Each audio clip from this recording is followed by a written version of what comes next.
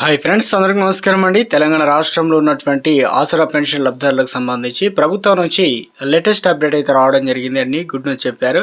So ఆ వివరాలు ఏంటనేది మనం వీడియోలో తెలుసుకుందామండి. వీడియోని పూర్తిగా చూడండి, ఇన్ఫర్మేషన్ అయితే అర్థమవుతుందండి. మరోసారి కనుక ఛానల్ వస్తే తప్పకుండా సబ్స్క్రైబ్ చేసుకొని bell button all notification activate చేసుకోండి. అదేవిధంగా లైక్ చేయడం అనేది మర్చిపోతున్నారండి, వెంటనే లైక్ చేయండి.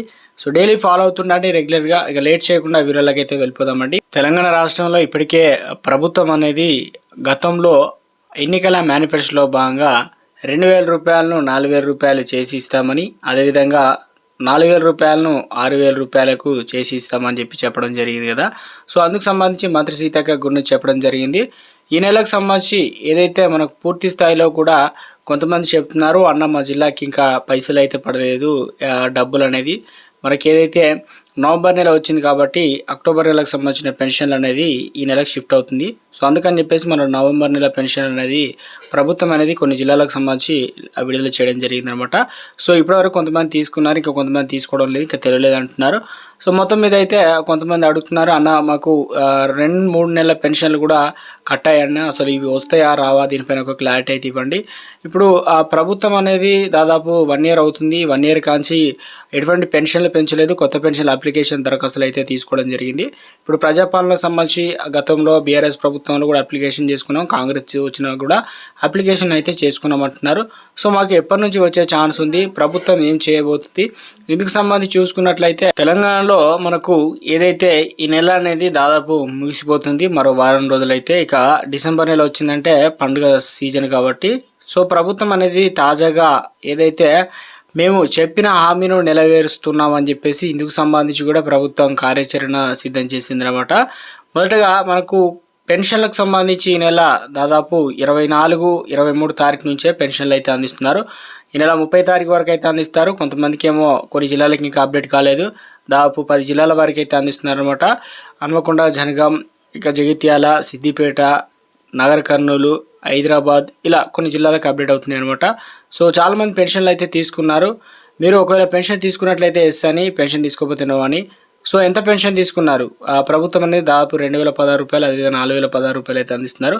చాలామంది 16 రూపాయలు అయితే ఇవ్వడం లేదంటున్నారు కాబట్టి మీరు 4 రూపాయలు చిల్లర తీసుకోపోయినట్లయితే 4,020 రూపాయలు అందిస్తారు. అదేవిధంగా 4,020 రూపాయలు కూడా 2,020 రూపాయలు అయితే అందిస్తారు. సో తప్పనిసరిగా తీసుకోండి అడిగి.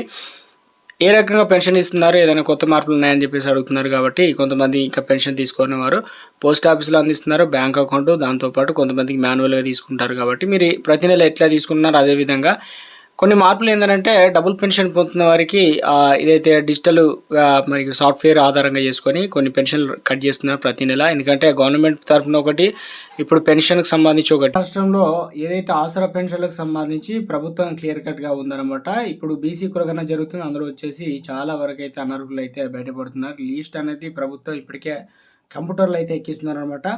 దాంతోపాటు కొత్త పెన్షన్లకు సంబంధించి ఏదైతే పెంచిన పెన్షన్లకు ఎదురు చూస్తున్నారో సో వారందరికీ సంబంధించి ప్రభుత్వం నుంచి తాజాగా గుర్తు చెప్పడం జరిగిందనమాట.